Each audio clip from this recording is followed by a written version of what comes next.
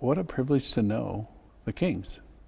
It is, it is a privilege. It's a privilege to admit now that you were a part of something iconic without knowing that you were a part of something iconic. But you get that piece of, I mean, here is somebody that people just revere across the political spectrum, right? Across the country, around the world. And you know them just as people and family friends. Yeah, my parents called the Kings and the Abernethys justice people. And I'd always say, what are justice people? And my parents would say, these are the people that make sure that everybody is taken care of. That's how justice was explained to me. And the presence of the Kings and the presence of the Abernethys always was comforting for me. And so for me then, justice work became comforting. I just assumed when people were doing justice work that it was about the protection of all people in a comforting way. And Martin Luther King, his family, the Abernethys and their family were just amazing men and amazing families that spent their life's work making sure that we were all taken care of. So what led you to go down that same path, do you think? Because I think you're doing the same thing, don't you? I feel like I'm doing the same thing, but I don't know that I knew I would be doing the same thing. My aspiration was always to be an educator. My mother was a teacher, and those were the footsteps I wanted to follow. And what I learned very early on with my mother was that she was doing justice work in the system of education. My mother taught in typically inner city Black schools where children couldn't afford lunch, couldn't afford clothing. And I realized that my mother had a little bit more than a job. She didn't just show up for work and teach. She had to make sure that her children had something to eat. And when my brother and I outgrew our clothes, she'd even take our clothes to school to make sure that kids had clothes to wear. And so I realized that there was a piece of justice even in teaching a second grade class.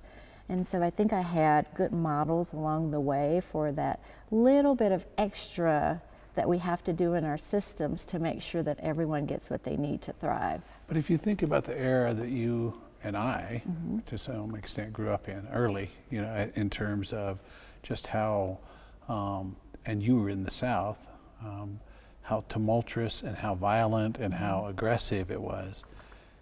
How do you account for the fact that you relate so well and you are so even-handed with everybody, and really rather than being almost some folks now almost argue for a segregationist-esque sort of thing to elevate one group over another instead of, so comment on that. It's really fascinating to me. Yeah, I guess Martin Luther King was really a model for that because he was a model for peace. And I've learned along the way that it is quite possible to have anger inside of you and a desire for peace to be happening all at the same time. I've seen enough people in my life not fare well in their personal lives because anger killed them, or anger created so much toxicity in relationships that they didn't thrive. And I decided a long time ago, probably in my very early 20s, that peace would always be the answer for me, and whatever it took for me to get to it, that's what I'd do. And so I don't tend to play naive. A lot of what's going on in our country right now and things that have gone on in our country historically are very painful for me. They hurt and they make me angry, but I always keep my eye on the end game, and the end game really is peace. So that's what I do.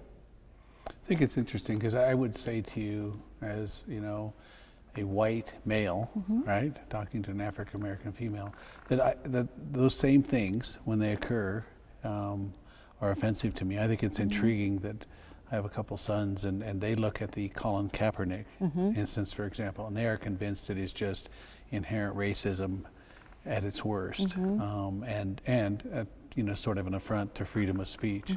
So, but I think you sort of reflect on that when I've heard you talk about, you know, it isn't that it's if only if you have this experience or on this side of the debate can you understand it. And you tend to, I think, really embody that everybody can be for that same sort of holistic approach. Yeah, I think President... You will say it better than I do. Well, no, I think President Foster, if we don't leave space for all kinds of points of view, even if they are in direct opposition of one another, we lose. We all lose. And I think in such a divisive time, and we've been here before, where we're not listening to each other because we've decided that one side doesn't make sense or the other side doesn't make sense, I really do think it flies in the face of our ability to get to peace.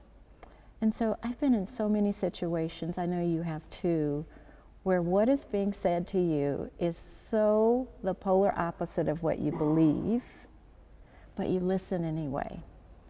And so as we mature in our ability to listen and our ability to really advance these systems of equity, for anything that I'm opposed to, I try to leave that conversation with at least one thing that I need to think about. And if you do that with intentionality, you'll find, we all will find, that we really are closer together than we think we are. There's always some commonality, isn't there, in every conversation? That is I think one of the hallmarks of what we try to get across to students is that concept of you have to be able to listen even to those people you vehemently disagree, and because if you don't, then voices go up and nobody's listening. That's right. And that is, if you walk out of here with nothing else other than an understanding of how to do that, then you've accomplished what we should be doing, right? Yeah. One of the reasons I very publicly call CMU my family.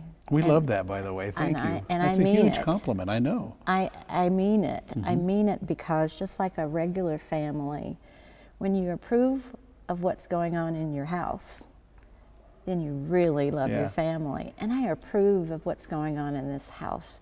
And what's going on in this house isn't perfect, but that's not the goal.